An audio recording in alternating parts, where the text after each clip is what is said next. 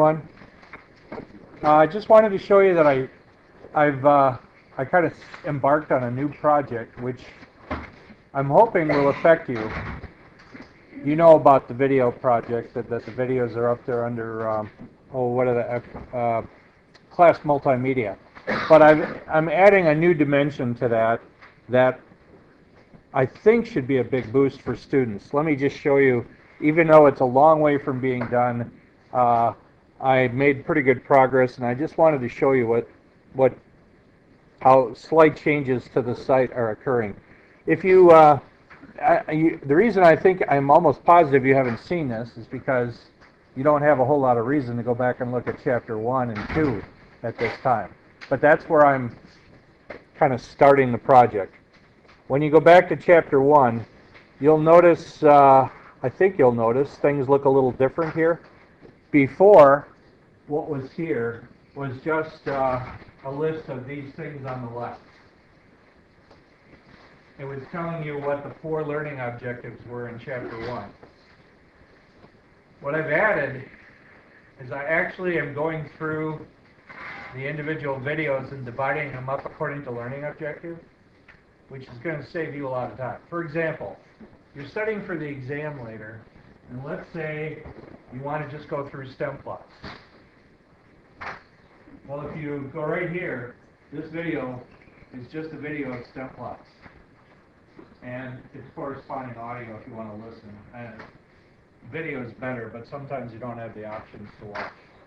So it's like tutorials on each of the topics. Okay, so you don't have to go to the video, which video file was it? And then when you're in the middle of the video file, you got to find where is that? I've done that now for you. At least I did it in chapter 1. That's complete. And I think I'm almost done with chapter 2. Chapter 2 is a lot more has a lot more objectives. Haven't updated this yet for the other. Yeah. So do you see how I've got 6 of the 7? You probably can't see because it's not enough contrast. But this is the only one I don't have the links set up for yet. But the other. So again, you wanted to look at. Yeah, I'd really like to review how do you find quartiles. This will actually just take the part of class that talked about quartiles and go right to it. So it should be a great study tool, I'm hoping. And then the other I think it's cool thing is that when you, for example, let's say you go to the mean, it'll do 2 things. When there is a, what do you call it, a manual way and an automated way to do, I put them both in there. So like, for example, if you click on this one for mean, what you'll see there is the manual, and there'll be a segment on how to do it on Excel. So I and that was tricky because I sometimes did them in different parts of the lecture. So I actually found that part, and I pasted them to, did some editing. I mean, it's not fancy or anything, but should be a great study tool for you guys. I was thinking, especially when it comes time, you want to go back and review. Now, this is as far as I am right now, and I'll see. This really does take time to do. I'm hoping to have most of it or all of it done maybe by the end of the semester. And so I think already the first 2 chapters should be a help to you when you study for the exam. Okay, so let's put that aside.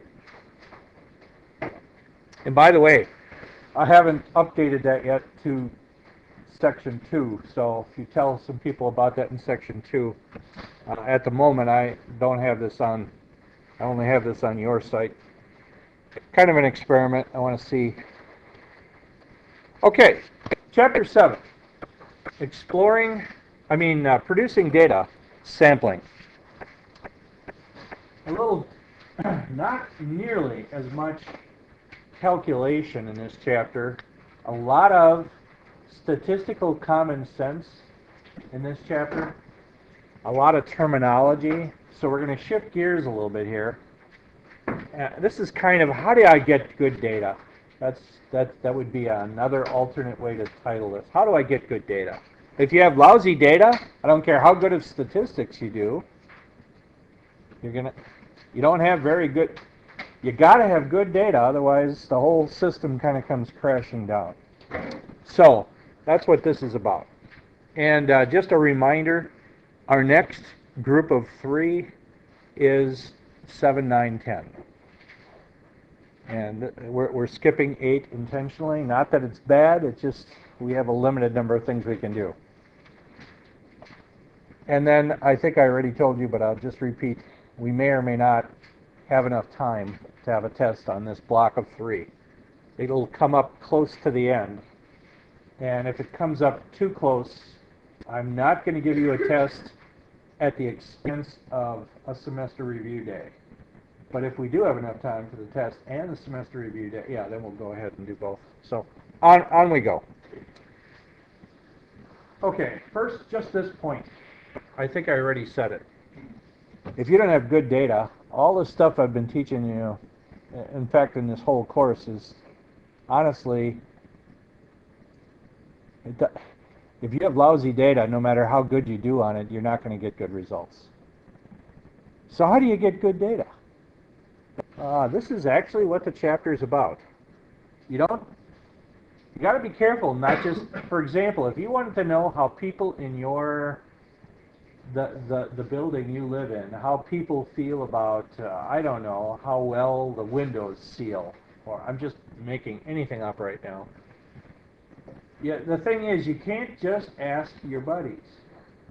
That's the temptation. You want to, hey, I'll go ask, and you right away think of the people that you hang around with. That's good. You can go ahead and ask them, but you got to include somehow all groups, because not all groups will. So why is it that you don't just want to ask buddies? Your buddies have a tendency to think like you do, and it's only like one side of the issue. Okay? And of course, if you're like me, I like things to turn out. If I was taking a survey, I'd kind of like people to agree with me, because if everybody agrees with me, most likely some things will be reformatted to be more like I like them. And, let's face it, who doesn't like things to be personalized for themselves? So the problem is, there's a built-in bias there. Okay, I want everybody to agree with me. Of course, not everyone agrees with me, and I shouldn't force them to. And so it's really hard to be unbiased. And a lot of this chapter is about how to try to be that way. Here are some of the terms that you should probably just jot down, and we'll come back and refer to them. I believe you already know the top 2, don't you? On the top left there, population, sample, but we've done that, right? What's a population? Maybe we haven't. Yeah, so like if you wanted to know how people in your building felt about the windows, the population would be all the residents in your building. Okay, what's the sample? Those are the ones that actually gave you some data. The real, the people who filled out the questionnaire, or the people who did the interview, or whatever technique you used. Okay? Now, especially when it comes to the USA Today, every day in the USA Today, I should have brought one in here, but I didn't have a chance to go over and get one. But every day, front page, somewhere, I think it's in the bottom, they always put some fact up about the USA. Let's face it, the paper's called USA Today. And so it's kind of like a factoid about the United States. And of course, did they ask everybody in the United States to get that data? Of course not. The paper would go under in 1 week. You couldn't afford to do it. And so what do? They ask a sample. And, usually they'll do some kind of random sampling, and they'll, I don't know, either by phone or some other technique, or they'll buy statistics from a company like, all of a sudden I lost it, Gallup, is one of the companies that's famous for doing surveys and polls and doing it quite well. Okay, the third one down there, bias. I know you've heard that word before, but it's anything that causes you to favor one thing over another is bias. And in statistics, we really want to be unbiased so that we can try to give just kind of a neutral view of the thing and just report the numbers, not how I feel about them. And so we're going to hear a lot about bias in Chapter 7. Right underneath that, you're going to see some different ways to get data. One is called an observational study. And right below it is something called an experiment. Actually, Chapter 8 is all about experiments. We're not going to do Chapter 8, but we're still going to do enough. We're still going to know what an experiment is and what's the difference between an experiment and an observational study. That's going to be important. And just like before, remember good old lurking variables? Well, lurking variables in the background that might be affecting our study, same guys, sometimes they're called confounded variables. That is, they get all mixed up and we can't tell which one is causing what. So it's just like lurking variables, but you're going to hear them being called confounded variables in this chapter. And now how you get your sample is also going to be talked about. And you notice I have two bad sampling techniques listed here. One of them is called voluntary. We've talked about this once before, but it was a long time ago. Here's how it goes. You guys have all seen, remember, didn't I show you an example of Ann Landers writing an article, and she asked people to, I think, write in or call in if they would do it over again, having kids? Have we talked about that one? And I don't know, something like 70% of the people who wrote in said, no way would I do it over again. So it was like, oh my goodness, 70% of all parents hate kids? Well, turns out, here's why that came out so bad. Because that was a voluntary sample. That is, you only called in if you wanted to. Guess what? It's a natural fact about humans. People who speak up, generally speaking, are the people who are negative. When you have a town meeting and you want to discuss, let's say, fixing the potholes in the road, guess who all the people are who show up at the meeting? Do you think it's the people that want to compliment the road department on their incredibly good work over the past year? No. The people who show up are the people who say, doggone it, I just put a new axle on, and sure enough, I drove into one of your potholes, and now I broke it, and you guys are going to pay for it, and he's ticked off. And that's the typical. So, anyway, just a thing of human nature. We just don't drop in and compliment people very often. But if something's wrong, we have a tendency to speak up more. Okay, well anyway. Number 2 is called convenience sampling. I think a good example here is, if you wanted to know, let's say, how people on the west side of Milwaukee thought about let's say, some political issue, what do you think about setting up a booth at Mayfair Mall? And then had a big sign, something like, stop in and tell us your opinion. Okay, that's called convenience sampling. That means I don't want to go knocking on doors, and I sure don't want to call 17 trillion homes. So I'm just going to set up a booth at the State Fair or set up a booth at Mayfair Mall and the problem with that is there's a lot of people in West Milwaukee that just don't go to the mall. And so you are, by setting up this convenient thing, you're just not getting everybody, okay? And that's not all. A lot of people go to the mall, don't want to take the time to stop at some booth and talk to somebody.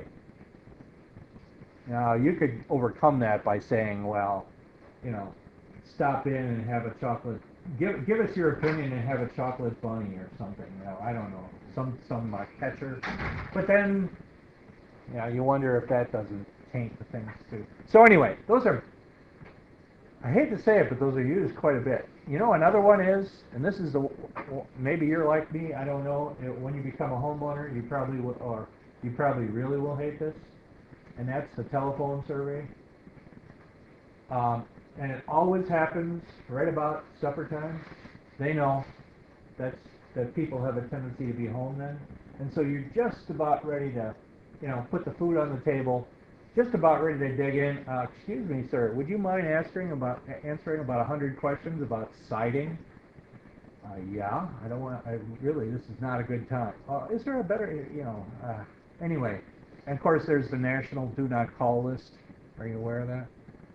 Which you can get on, and you can avoid much of that. But still, so what's the problem with that? Well, some people aren't home at supper time. They maybe work second shift. So it's like a convenience sampling again. Here's another one. Some people see their caller ID and they see it's from somebody incorporated and they say, oh man, it's supper time. I'm not talking to them. And you can avoid, so you don't get a very good sampling again. There's some problems. So anyway, you'll hear about some of that. So maybe we should ask a real basic question. Why do we sample? You know, we could avoid this problem by just asking everybody. Well, you can't afford it. It takes too much time and it takes too much money. The other thing is if you do it well, it's just about as good as asking everybody. I'll give you an let me just tell you, in the United States, what do we have? I don't know, 150, what is it, 200 million people? No way can you call 200 million households to ask a question. But if you do a really good random selection of people, you can do a pretty good job just by getting 2,500. Usually that's about all it takes. And you can get within 96, 97% accuracy how the country feels about something, and that's of course what people do. It's affordable, it's doable. Are you guys not able to see that up there? I've noticed a lot of craning heads. I'm sorry, I can't scroll that. Otherwise I would for you. Sorry about that. People trying to see what's going on there. Here's an example. I'll tell you what yeah. It's going to help you guys out a little bit.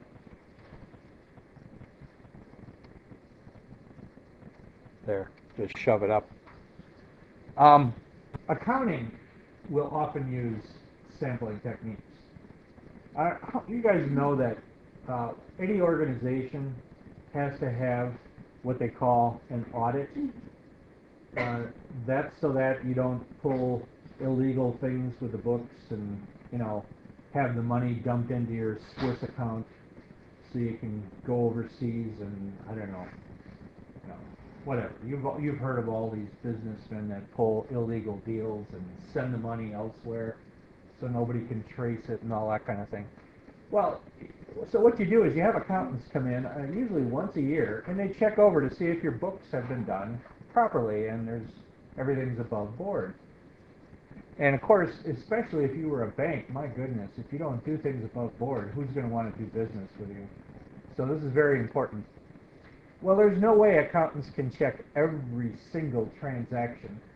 I mean, they'd be there way too long and it would be way too expensive. So what they have to do is pick out a random sample of your transactions and check those through. And it's just literally random. They'll go in all kinds of different places. Is it possible that way they could miss some things? Yes, it is. But it's highly improbable. They take a pretty good sample. Also, the IRS, this time of year, are getting very soon, what, April 15th is the big deadline for tax forms. How do they know who's been honest? Well, they can't check every single tax return. That would just be incredibly expensive. So what they do is they pick out a random sample and check them real carefully. And if something looks weird or shady, then you get, they say, audited, and they call you in and they say, show me that you really, boy, this is an awful lot to contribute to a church. Can you show me evidence that you did that? And then you bring your check stubs and they go, okay, we're fine. Whatever, some kind of proof. Okay, so the IRS does sampling. And I just thought I'd throw this up there. I'm not encouraging you to lie to a pollster. But the idea is there's a lot of polling going on. These days, a lot of it is political. You keep hearing just about every day on the news, don't you hear how big Obama's lead over Hillary is? I mean, it's one of the top headlines on the news every day. Well, guess how they found that out? They ran a poll of some kind. And that's a sample.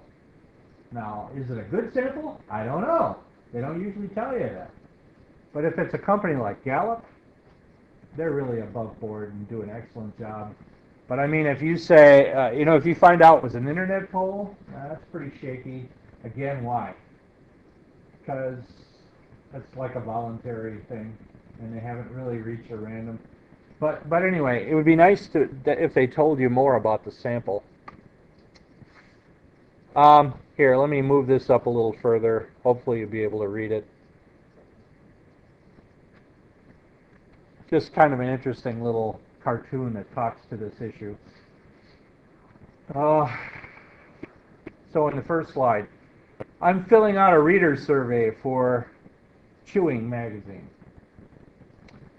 See, they asked how much money I spend on gum each week, so I wrote $500.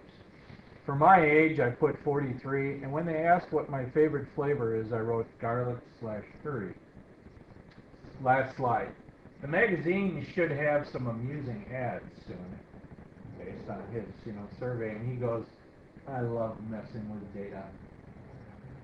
And you wonder how many people, some people do get a kick out of that, like they're doing a survey on coffee, how many coffees do you have a day? And guy just, let's mess with it. 85. You wonder how honest people are on those things. And that's an issue.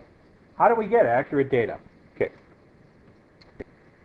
And so here's the formal definition for bias. The design of a study is biased if it systematically favors certain outcomes. So if there's any kind of an advantage for one outcome over another, we got bias. I'll give you an example. You're going to see a movie in a few days that goes like this. There's a guy, he's literally out in an exterior mall area in a city. He's got a microphone. He's dressed up nicely. He happens to have a mustache, okay? And he walks up to some people randomly and says, excuse me, would you mind answering a few questions? And he says, how do you feel about guys with mustaches? Okay, now the guy asking the question is Gobble. Okay? Now people have a tendency not to say, oh, I hate him. Because the guy who's asking the question has the mustache, they might say, oh, they're all right. In other words, they might not tell the truth, you follow. And it's partly so that, they don't want to look nasty on camera, or they don't want to sound bad, or they don't want to hurt the guy's feelings. So sometimes bias is even built in just by the interviewer causes some problems. Or, some huge guy who happens to be an African American is doing the interview, and he says, how do you feel about black people? And here's this, meek little white lady, and she says, well, I can't stand their guns. I doubt she's going to say that, right? Or the opposite. You follow what I'm saying? What about So different situations cause us to not be unbiased just because of our surroundings. Okay. Here's an example of a different kind of bias, timing as a source of bias. Timing. A poll conducted by the NFL showed that football was America's favorite spectator sport. Now here's the problem. The poll was conducted 1 week before the Super Bowl. Now, if you do any watching in the media, you know that Super Bowl time, oh my goodness. You certainly will hear a lot about it in commercials. You'll hear a ton about the shows, the 85 shows that are coming in connection with it. So, just by them asking when they did, kind of creates a bias.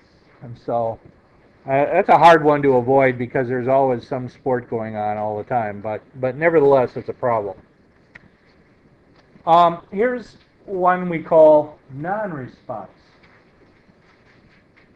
People who do not respond may be different than those who do respond in ways that are related to the question asked by the survey. For example, young people are less likely to be at home than married people, let's say, I don't know, on Friday night.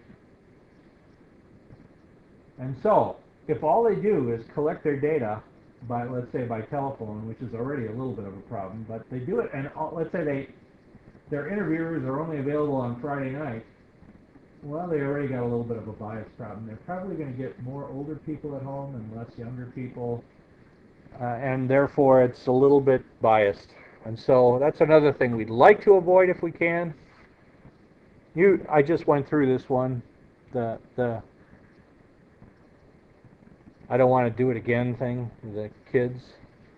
Here, check this one out. The wording of questions can be a source of bias. The first wording. Do you favor adding to the Constitution a one-term limit for president? Yeah, as you know, right now, there's a two-term limit for president. So what he's saying, the interviewer is saying, do you favor adding to the Constitution and making it a one-year limit? And half of the people said no. Okay, but if they change the word just slightly, and it says, do you favor changing the Constitution to include a one-term limit for president? Now, 65% said no. That's the same question, but it was interpreted a little differently. You see how, this says adding to the Constitution. This one says changing the Constitution. And people are like, no, we don't want to mess with the Constitution. Whereas making an addition, yeah, I'm okay with that. It's funny, just wording sometimes can have a big effect. Here's another one with wording. Okay, top question. Now, thinking of Bill Clinton as a person, do you have a favorable or an unfavorable opinion of him? When they worded it that way, 40% said favorable.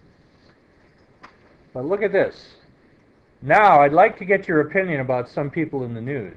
As I read the name, please say if you have a favorable or unfavorable opinion of this person. And then they said Clinton. And this time they got 55%. Essentially, they asked the same question. Interesting how different wording brings out different results. Yeah, here. Attributes of the interviewer. Remember I told you the guy with the mustache? Okay, this is similar. After major racial riots in 1968 in Detroit, a sample of black residents were asked this question. Do you personally feel that you can trust most white people, some white people, or none at all? Well, look at when it was a white interviewer, 35% said most. When it was a black interviewer, a huge difference, 7%. So again, it's like you don't want to hurt the guy with the mustache. We don't want to hurt his feelings. So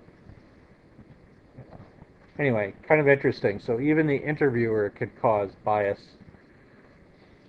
All right, now the idea, you probably have figured this out by now. How can I overcome a lot of bias? One way to do it is to really somehow randomly pick who you're going to ask.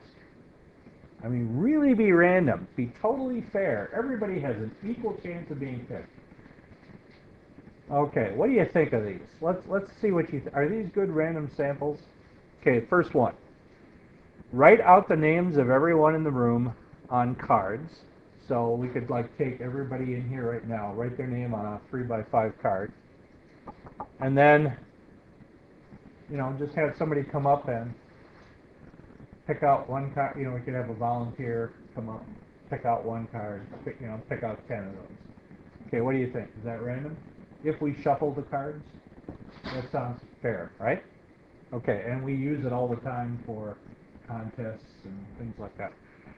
Okay, how about the second one? As above, draw out all 10 cards at once. It shouldn't make a whole lot of difference, should it? I mean, if the person could somehow feel in there and go 1, 2, and get 10 and pull them out. Except that, you'd have to make sure they were thoroughly shuffled. How about the next one? Take the first 10 people who pass through, it says Sproul Plaza. We could pick the first 10 people who pass through the doors of the science building in the morning. What do you think? Is that random? Why not? Because there might be other factors that made them, like maybe they didn't have any class before this, so then they could, and Yep. if somebody who has to come from far away would do that, then there's other things affecting their order. Now, I don't know if this is that. Thank you. You're right. I don't know if this is true, but I believe not everybody has a class in this building. Isn't that correct? So what about those people? We've just eliminated them, right? So that's a problem with that. Now you could try to go to a more common area like the dining hall, but some people don't eat in the dining hall either. I mean, aren't there, for example, there are some people who don't live on campus and may eat their meals, so you can't, that's not perfect either. I don't know, is there some place on our campus that everybody has to go to? I'm not sure, but I think the dining hall would be getting pretty close. But, does everybody have a mailbox? Do town students have a mailbox? So maybe, except some people probably don't go to their mailbox. Yeah, I don't know, it's going to be hard, but you see what we're trying to go through here. So you certainly wouldn't want to, randomly pick the first 10 people who use the pool table in the Warrior Underground. Because you're just limiting your population way too much. Yeah. So you gotta, okay. How about, I want to see what you think of this last one. Take 5 classes at random. So in other words, we could go to the registrar's office and find out all the classes that meet at 8 o'clock on Monday, and just kind of go pick out 5. Okay? Let's say we just did a random shuffle. We picked out 5, and we take everybody in those classes. Is that a good random sample? I'm again seeing some head shake. No, why not?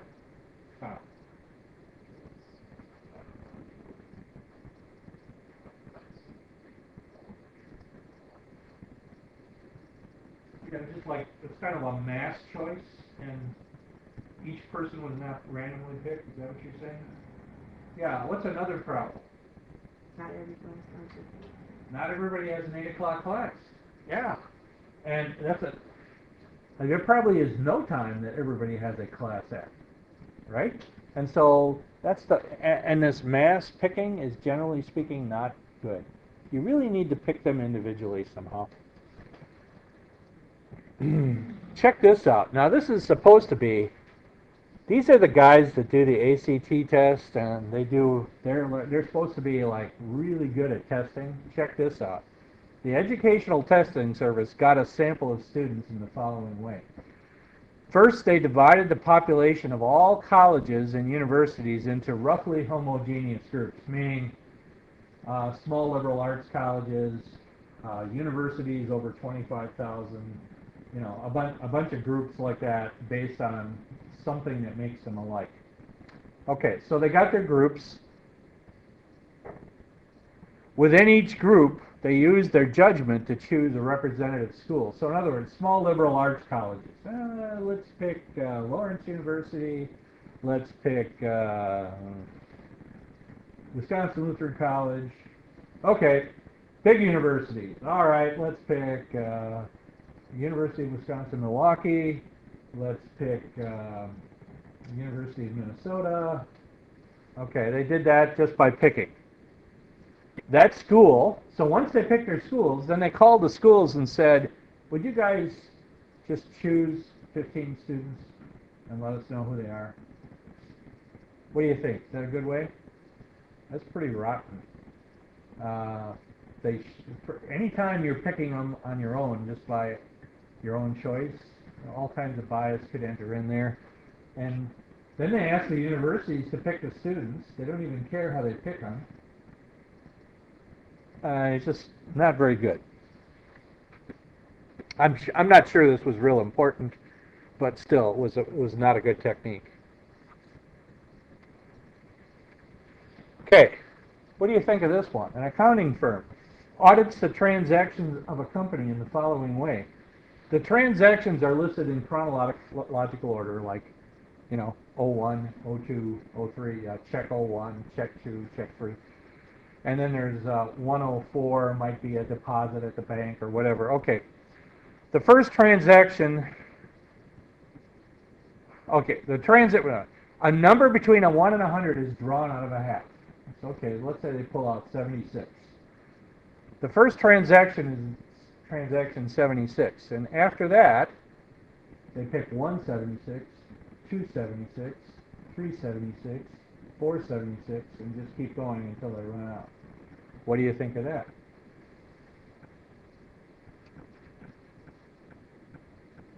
Well, here's an issue. The first one is fine, right? Random out of a hat, number 76. The problem is, they only make one pick, and they got all their choices, and they're all separated by 100. Did every transaction have an equal chance of being selected? No. Once they picked one, everybody was locked in. And what they really should have done is kept reaching in the hat. Now, of course, you don't have to reach in a hat to get a random number. You can do it electronically. And I'm going to show you a way to do that in Excel. And we're going to use a table in your book so that you know how to do that way too. Okay, you get the idea. Just to make sure, this is going backwards, terminology again. Put this up higher so people can see it better. What's the difference between an observational study and an experiment? I don't think we've said this yet. In an observational study, you just sit there, you basically do some kind of observation. Observe individuals and measure variables of interest, but does not, so in other words, I might just, I don't know, I'm trying to think of dumb random stuff. Let's say I asked each of you, I don't know, what you ate for breakfast. Okay? And I simply wrote stuff down, and that's all. I just asked you, and whatever you reported, I wrote down. That's an observational study. Okay. Now, an experiment deliberately imposes some treatment on individuals in order to observe. So in other words, maybe an experiment might be this. First of all, I get all of you to agree to be in this study. If you don't agree, well, I'm not going to force you to. And if you're in the study, I have basically a group A and a group B. And group A, let's say we're going to give breakfast to every day. In group B, I don't know. We don't want to say we deprive you of breakfast, but we don't force you to eat breakfast. Okay? And then we go through a semester and we try to see, I don't know, if group A does a little bit better than group B on a test or something. Okay? Actually, a better example is this. Let's say I wanted to give everybody instead of breakfast, let's do it this way. Let's say we want to test whether vitamins help people, help them be smarter in the classroom. Okay, so here's what we do. We get the people to agree, we go group A, group B, and it doesn't have to be one side of the room, it would just be kind of random. And group A, we give the vitamin to. Group B, we give a pill that looks exactly the same as the vitamin, but it has exactly nothing in it. It's what we call a placebo. Okay? So everybody's getting a pill, and they all look the same. And then at the end, of course, we, in a secret sealed envelope, we know who really got the vitamin. At the end, we give everybody some kind of a test, and now we check the results. Vitamin versus non-vitamin. That's an experiment. So what's the difference? In an experiment, we impose a treatment. In this case, the vitamin pill. Why did we do the placebo? So everybody thought they were getting the same benefit. By the way, there have been studies where people who took placebos actually improved just as much as people who got a pill, which tells you something. You can actually get better if your mind thinks positively.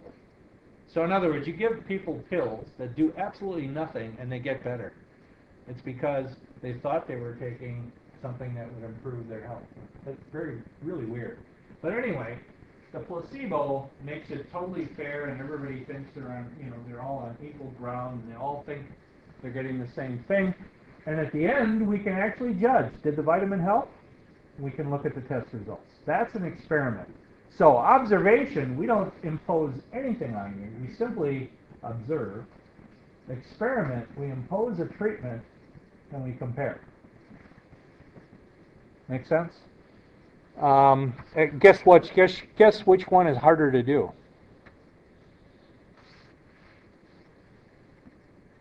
You got to do a lot of horsing around to do an experiment.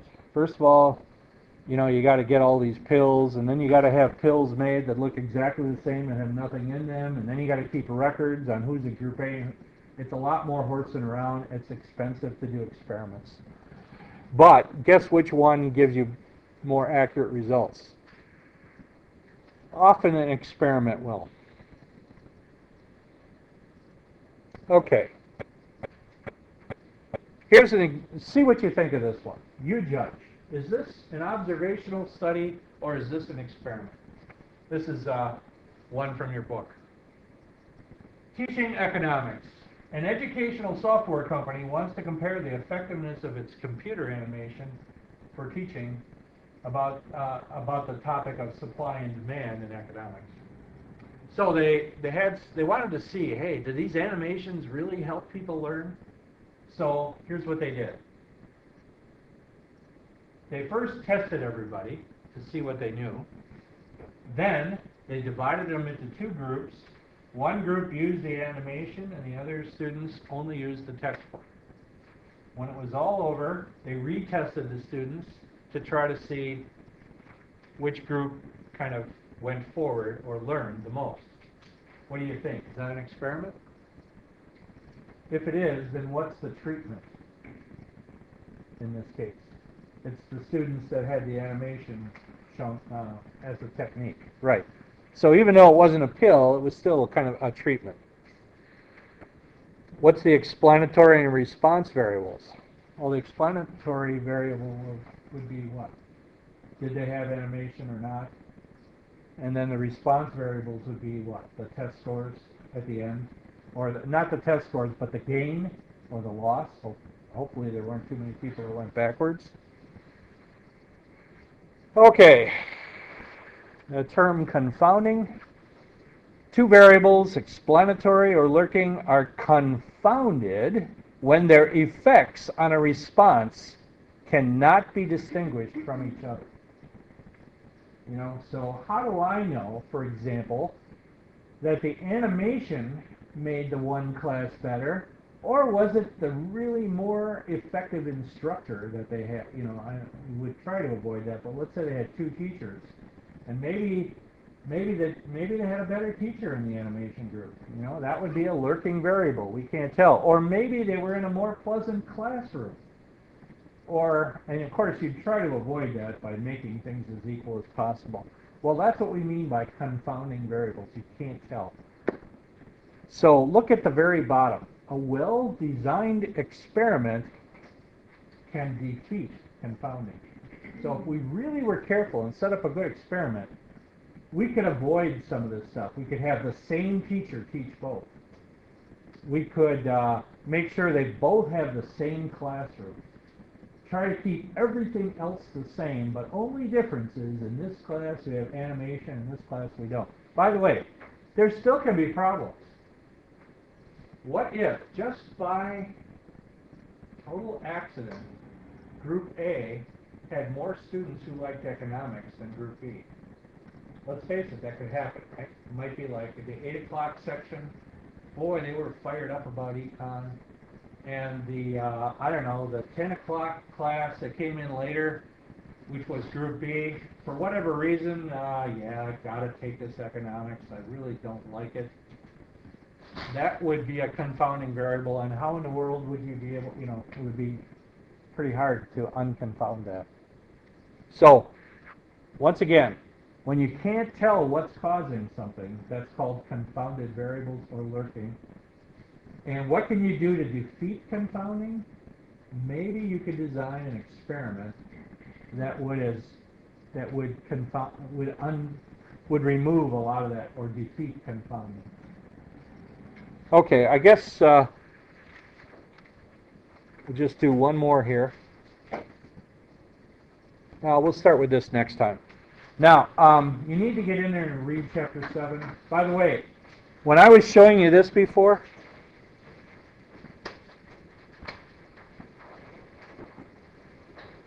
did you notice?